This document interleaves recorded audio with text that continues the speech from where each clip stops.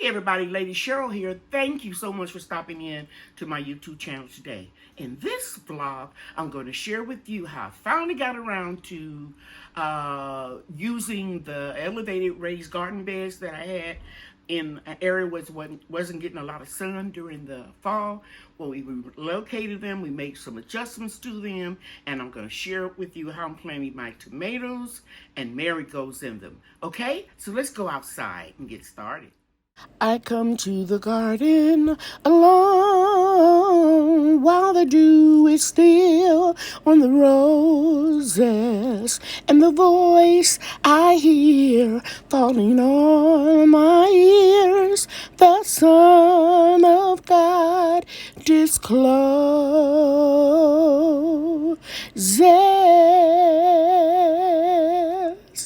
and he walks with me and he talks with me. I'm going to put the apple tree where the black container was.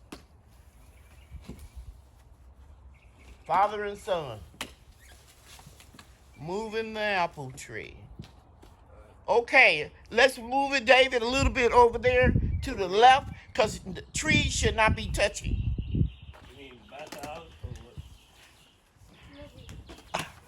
what? He's right. You can't see that tree is touching over there. So you have to move this one to the left. E.T. wanted to go further down? Yeah, because there ain't no branches coming out of the other tree. Okay. A little bit more. See, it's touching over here. Perfect. Right. And Brian, you have to move the blue one back. Now I got a question for you, David. Yeah. Do you think y'all can take this blue bucket and put it into this bucket? Which one? You mean uproot the tree? Yeah, just pull the bucket out. I don't know about that. We're gonna have to dump it, and I didn't want to dump it. I just want to put the container into this container.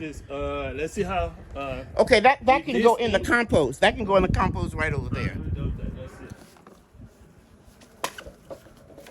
Okay, maybe. Brian probably could. No, dump it. Just dump it in the green container. Oh, that container is fine too. Right over there. Now, is it hose in the bottom of that one? Yeah. Is it hose? Did I drill holes? Yeah. I don't see any holes. That one, this one. That's not a hole, Brian. Okay. Are you well, sure? then Let me look and see if there's any light. You can hold it up to the light. There's no holes in there. You need to go get one of those over there. Look on top of the sun. No, son. That's got soil in it. Right there. On top of the bench, the garden bench. Hello. Can't touch. Let me see. Okay, David, I hate to bother you, but since I got you, can you move this blue one down here? To where? This blue one. To where? Just move it to the left. Now move this one to the left. Which one? Yes, the black one. Now move this one to the left. What Brian is in front of. No, move it some more. Perfect. That is perfect. Let me show you what I'm working on this morning. Very early. I remove one of those Keter extra large raised garden beds, and my son-in-law and grandson, Brian, removed the legs and we put it over here. Now, the reason why I want to remove the legs, because I really can't utilize them in this new garden, but these would be extra nice to grow my tomatoes in. So we're going to move all of the soil, or most of it, so it can be movable. And then we're going to put the other ones right here. And this will be my little row of tomatoes. Okay? And as you can see, I've really utilized my space all around the perimeter. Okay? So now that's what I'm gonna do this morning. And when I fill it up with soil that I already removed and put into that tote over there and that tote right there, I'll come back and let you see me plant the tomatoes. Before I add any more soil to this container, I wanna make sure that I have at least about 8 inches or a foot. I'm gonna move it out a little bit more to allow those tomatoes to grow, or they'll be all in the window there. So I'm gonna pull it out just a little bit more.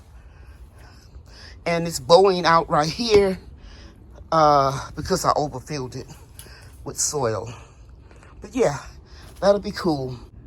So I'm gonna take this soil here that I removed and start adding it to this container. I have the container almost full of the original potting soil that was in here.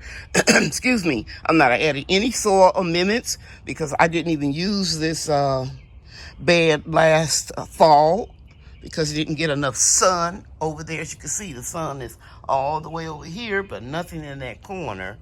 But during the summer, it'll be fine. And we watched very careful the direction of the sun and the time that the sun rose and set. So this is going to be a good area. For those of you that don't know, these Keter elevated raised garden beds that I'm just making into a raised garden bed have a little opening right there where my finger is to let the water drain, because you know it's going to be a little excess that's not going to be captured in the gutter system there, that's going to come down on it. But that's okay. I'm going to also take my soldering gun and put some more drainage holes about 1 inch from the bottom so it won't get too wet. But during the summer, that's not going to be an issue because we don't get a lot of rain in Texas this time of year, however we do. So now I've got 6 plants. Let me show you how they've been really growing in those mini greenhouses that I made. And I'm just going to densely plant this bed. I probably put 6 because I have a small window and I'm a little bit behind on my transplanting that, you know, schedule I normally follow. And that is because I didn't have the greenhouse this year to start them early. And another thing is tomato plants won't bloom after it reaches about 95 degrees. And that usually occurs about the 2nd week or the 1st week in June. So I have a small window. I've got the rest of April, May, and a few weeks in June to produce a lot of tomatoes and then can and store them to be able to use throughout the year. This year I'm going to do a little bit different, and I'll be sharing that with you because I don't have as much space. So I'm going to plant all of these in here, and I can keep them pruned if they start growing too fast. Now, I don't plant my tomatoes normally straight in the ground. I usually lay the plant on its side, but because this is real deep, I'm going to plant them straight up and down, and then the other ones I'll plant them a different way, and I'll share with you how I do it. And if I have enough room in here, I'll plant one on the side. And I'll show you what I mean planting it on its side and why I do that in just a second. Here's the first plant that I scooped out. The root ball is still intact. I'm going to pinch off this branch right here, these lower leaves, and I'm going to plant this very deep. And I'll show you. I'll try to do it right here. With one hand, I'll take my little scoop out. Guys, this soil is so soft, I can just do it right. Pull it out like that. And I'm going to plant that as deep as I can without the leaves touching the soil. Never let your leaves of your tomato plants touch the soil, because if that soil gets an infection or a disease, it will spread to your tomatoes. So you see that? And then I'm going to press down, add a little bit more soil, and you're going to see these babies are going to take off, because I know that I have a lot of compost in this soil, and I also have regular watering it with compost tea and comfrey, Russian blocking 14 comfrey tea. So that's pretty good. And I'm going to plant another one there, one in the middle, One on this side in the middle, and then one on the end. That'll take care of all of these. I'll be back when they're all done. I think that looks pretty good. You all let me know what you think in the comments. Notice, I don't go too close to the edge. There's about 6 inches, maybe 8 over here, because the branches are gonna flow out. And I've learned over the years not to plant too close to the edge if you want to contain these babies. And I'm going to go over to my investment property, and I'm going to get some tomato cages, and I'm going to put 6 tomato cages in here all together. And the next thing I'm going to do is I'm going to prick out some of my marigolds and do put some on the edge, on the border, and some back there, and maybe a few in the middle, or put some basil seeds. And that will grow up and repel insects. I'll be right back with the marigolds. I planted a lot of marigolds. I sowed a lot of seeds. So I pricked some of these out, and I'm going to gently separate them. And we're going to start right here. And we're going to put one here. Notice I'm not trying to go too close to the edge, but I want it to spill over this way, so I'm going to scoot it back a little bit. And I think I'll put one right over there. Again, I'm working with one hand, my left hand at that. And I'm going to put one right in here. And they're going to grow nicely. And we'll put one in the middle. Let's get rid of that piece of wood chip. Come on, buddy. There's 2 right there, and we'll go ahead, and that'll look really nice as the tomato plants start growing up higher and higher. These will be around the bottom to thwart off insects. Here's a little bitty one. I'm gonna put it over here in this corner. Can you see that? Yeah. Move it back. And if I get another little one, there we go. There's 1, 2. We'll put that in the corner over here as well. Because the tomato plants, they're going to grow down deep. Those roots are going to go real far, not like the marigolds. Here's a little short one, so I'll put that one on this corner. And if I see another little one,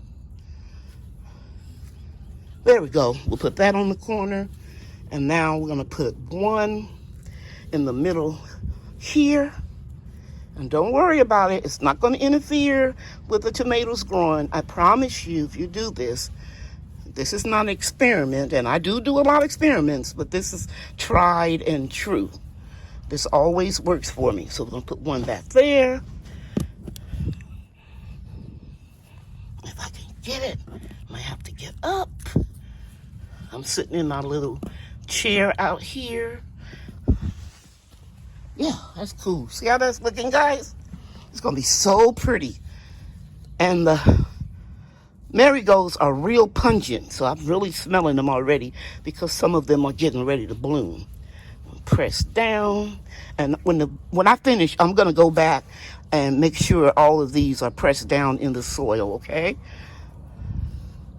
I'm just doing this for demonstration purposes. So I need to straighten up a few things, and I'll be back to show you the complete bed. And remember, it looks smaller than what it really is on the film, but I want you to know that I will be constantly adding more soil as the tomato plants grow up. So the soil will eventually, around the tomatoes, go up much higher, okay? Once they continue to take root. I'll be back. I finished. I made sure that I pressed all of the plants down in the soil. And some of them have their seed leaves where you see that yellowing, they will drop off, or you can pinch them off. It doesn't matter. They'll just go into compost or turn into compost. And I'm going to just lightly water it. And remember, I want the marigolds to be a canvas all around the base of the tomato plants, but I'm going to raise the soil by adding more as the plants grow up taller. And here's the little greenhouse that I had made to germinate these seeds. The soil is real good. So now what I'm going to do with this is I'm going to sow my okra seeds. Because I usually don't have to transplant okra until about May. That's what I'll be growing during the hot months when we have triple-digit temperatures. A lot of things won't grow. But what really grows well in a lot of heat is okra, sweet potatoes, eggplant, and peppers. So that's basically what I'll be growing. So I have a head start on those of you that live in zones 7 or lower. But when it's burning up down here in Texas and you having beautiful weather, I'm going to be looking at your videos for inspiration until the weather cools off in the fall, and then I'll start with my fall garden and then my winter garden. I'm not going to put any mulch over here. If I do, it'll be very little because the marigolds are going to explode and they will act as the mulch at the bottom of this container, this raised garden bed. Here are some of my Keter hanging baskets. Some of them I've had for 10 years. They are very, very durable in the heat and the cold. And what I did last year, I put a soldering gun here, made 2 holes, and then I used a heavy-duty zip tie. This will take 100 pounds of weight, and then I zip tied the baskets onto here. And I don't know if I could do it by myself. Kids are out of school, so I'll go get one of them just in case I can't do it. Put the zip tie, you see guys, putting it through the hole, and this zip tie is a little thicker than the one that was in there last year, but that's okay. It'll work. Now, back up a little bit, Bria. I'm going to get the basket.